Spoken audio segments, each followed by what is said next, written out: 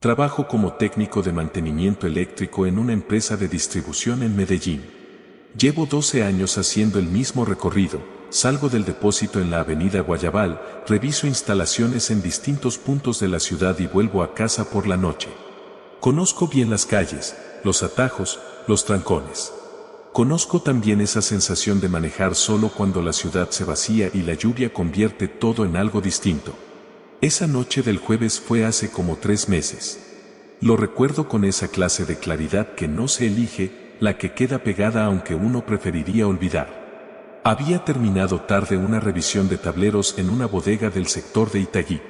Eran las 11:20 cuando salí, lo sé porque miré el reloj del tablero de la camioneta antes de arrancar. Llovía desde la tarde, pero ya para ese momento era de las lluvias brutas que caen sobre Medellín en octubre, de esas que hacen ruido en el techo del carro y hacen que los limpiabrisas no alcancen. Tomé la ruta de siempre hacia el norte, por la vía que bordea el parque cementerio antes de bajar hacia el barrio donde vivo. No había casi nadie en la calle. Un par de buses, algún taxi. Las aceras completamente solas, los locales cerrados, el agua corriendo por las cunetas como si fuera un río pequeño. Me puse el modo automático de siempre, radio a bajo volumen, manos al volante, cabeza en nada en particular. Lo vi cuando pasé el semáforo de la curva, antes de la subida. Estaba parado en el andén, sin paraguas, completamente empapado. Levantaba el brazo con ese gesto clásico del que pide cola, sin desesperación, casi tranquilo. No se lo hubiera parado a casi nadie a esa hora, en esa lluvia, en esa calle. Pero algo, no sé qué, tal vez solo la costumbre de ser de barrio, me hizo frenar. Bajé el vidrio. El hombre se agachó para verme. Tendría unos 50 y tantos años, quizás más. Pelo gris mojado, ropa oscura, una chaqueta de trabajo del tipo que usan en construcción o en planta. Cara seria, sin nerviosismo, sin la expresión de alivio exagerado que uno esperaría de alguien parado bajo una tormenta. Le pregunté para dónde iba. Dijo un nombre de calle que yo conocía. Quedaba a unos 10 minutos. Le abrí. Se subió sin decir gracias, o si lo dijo fue en voz tan baja que no lo escuché. Se acomodó en el asiento del copiloto, cerró la puerta y se quedó mirando al frente. Mojaba el tapizado, cosa que en otro momento me hubiera molestado. Arranqué. Intenté hacer conversación, como uno hace. Le pregunté si trabajaba por la zona. Dijo que sí, con una sola palabra. Le pregunté si vivía lejos. Dijo que no, también con una sola palabra. No fue grosero, no fue hostil. Era simplemente alguien que no quería hablar, y uno aprende a respetar eso. Puse la radio un poco más fuerte, algo para llenar el silencio, y me concentré en manejar. Lo raro empezó de manera muy pequeña. Me di cuenta de que el hombre no estaba mojado como debería estarlo alguien que lleva tiempo bajo esa lluvia. La ropa sí estaba húmeda, pero su cara, sus manos, tenían una especie de sequedad extraña, casi como si el agua no le hubiera llegado de verdad. También noté que no tiritaba. Esa noche hacía frío de verdad, de esos fríos húmedos que se meten en los huesos, y yo llevaba chaqueta dentro del carro con la calefacción prendida. Él estaba en manga corta por dentro de la chaqueta y no mostraba ninguna señal de frío. No dije nada. Pensé que uno a veces se fija en cosas sin que tengan importancia. Cuando faltaba poco para llegar a la calle que me había dicho, él levantó la mano y señaló hacia la izquierda. Ahí, dijo. Era una casa esquinera, de 2 pisos, pintada de un verde que alguna vez había sido brillante y ahora era un gris verdoso apagado. El antejardín estaba lleno de hierba crecida. Las ventanas no tenían luz. Ninguna. Ni la penumbra de un televisor, ni el amarillo de un bombillo encendido en el fondo. Parecía vacía de la manera en que quedan vacías las casas que llevan tiempo sin nadie. Le dije que si estaba seguro. Me dijo que sí. Se bajó. No miró atrás. Caminó por el andén mojado, empujó la reja del antejardín que se abrió sin ruido, y entró. No sacó llaves. No tocó timbre. Simplemente entró, como quien entra a su propia casa, y la reja se cerró detrás de él. Esperé un momento sin entender muy bien qué estaba esperando. Luego arranqué. No dormí bien esa noche. Al día siguiente, en el trabajo, le conté a Mauricio, un compañero que conoce esa zona porque vive cerca. Le describí la casa.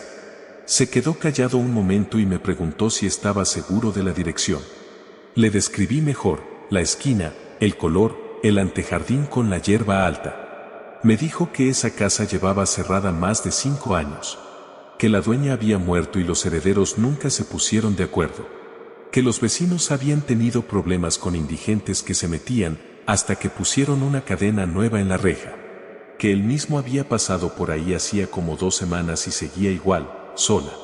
Fui a verificarlo el sábado en la mañana, con luz del día. La casa estaba exactamente como la recordaba. La reja tenía una cadena con candado. El antejardín era un monte. En la puerta principal había una cinta de papel de notaría pegada de lado a lado. Caminé por el andén mirando el piso, sin saber bien qué buscaba. El cemento mojado de los días anteriores todavía conservaba algo de humedad. No vi huellas.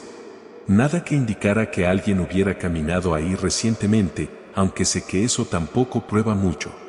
Antes de irme, revisé la cámara del celular. Esa noche, cuando el hombre se bajó, había sacado el teléfono por reflejo, no sé bien por qué, y había tomado una foto hacia la casa mientras él caminaba. La foto existe. La tengo guardada. Se ve la fachada, la reja abierta, la hierba crecida, la oscuridad adentro. El hombre no aparece en la foto. No hay explicación que me satisfaga. Pudo haberse movido justo en el momento, pudo haber quedado fuera del encuadre. Sé que hay explicaciones normales para eso. Pero desde esa noche no paro a nadie más en la lluvia. No en esa ruta, no en ninguna. Doy rodeos si es necesario. Llego más tarde a casa. Lo prefiero.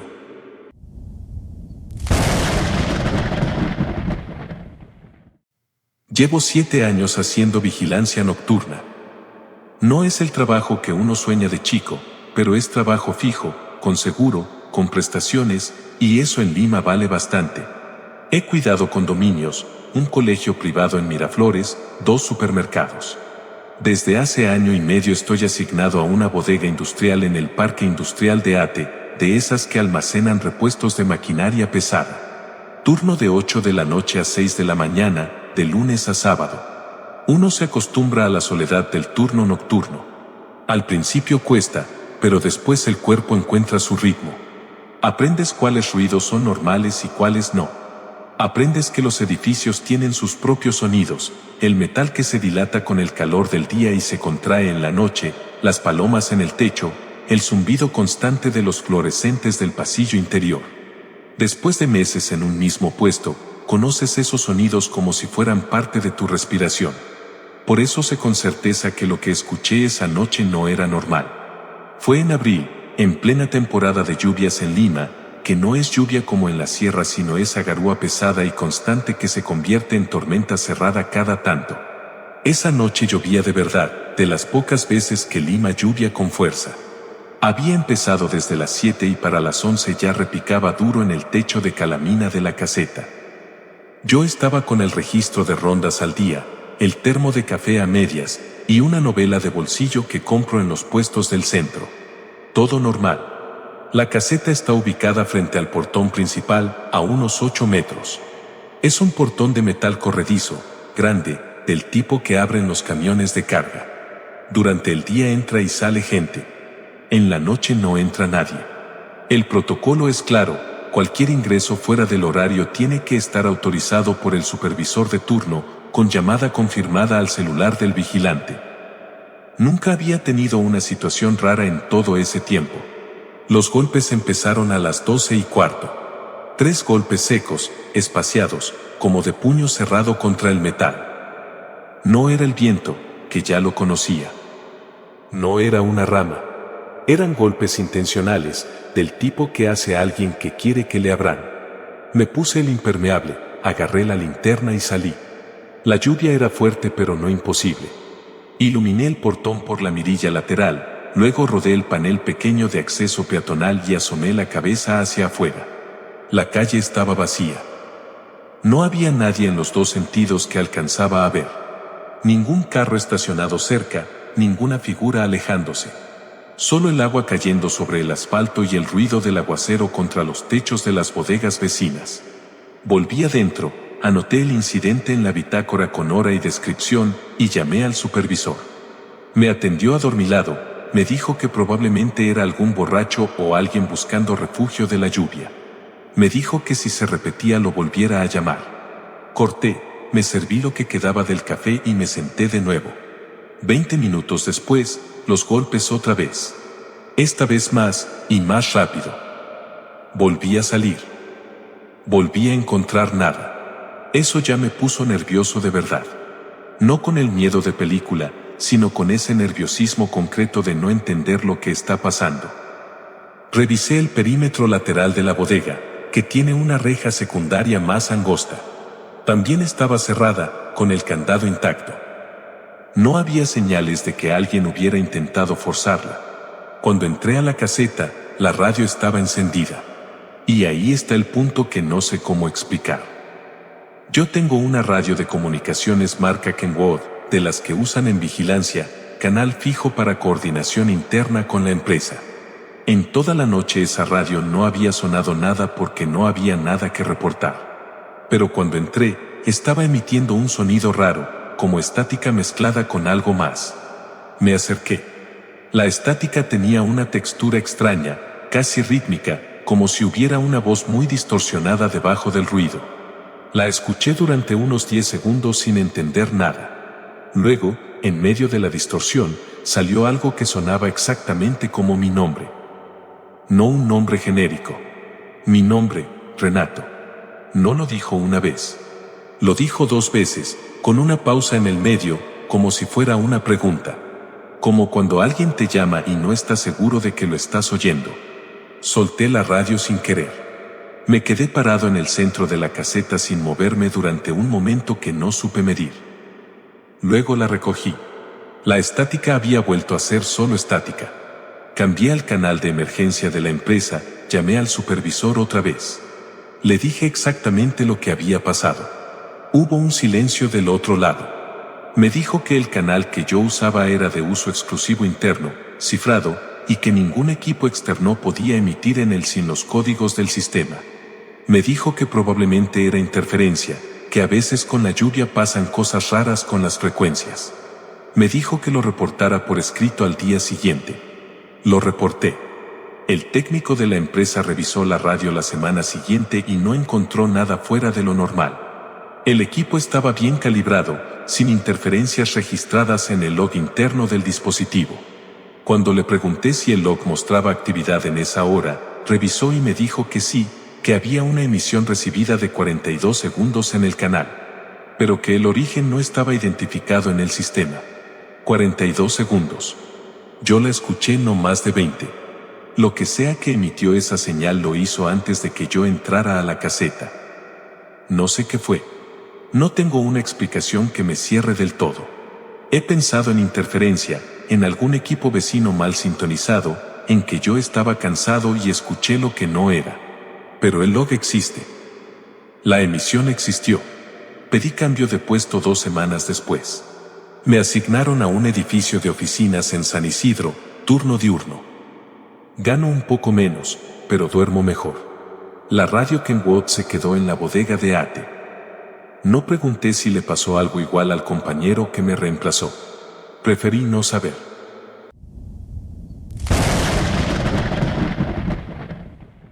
Soy contador. Trabajo desde hace 4 años en una firma de auditoría en Quito, en el sector de la Mariscal.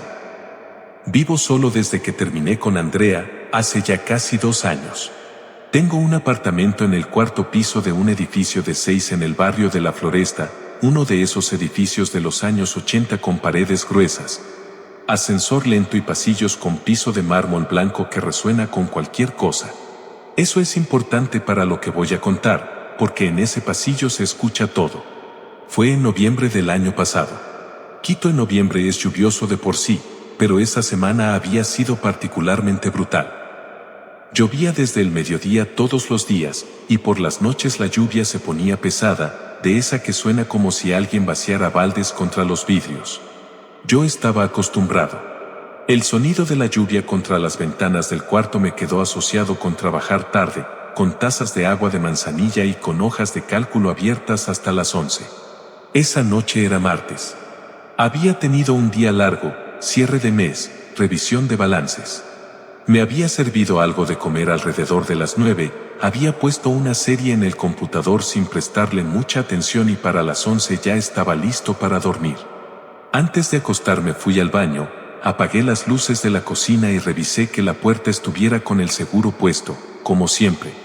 Costumbre de vivir solo. Los pasos los escuché cuando ya estaba en la cama, con la luz apagada. En ese pasillo se escucha caminar. Siempre fue así. Uno aprende a distinguir a los vecinos por la forma en que caminan. La señora del 402 arrastra un poco el pie derecho, el chico joven del 406 siempre corre los últimos metros hacia su puerta.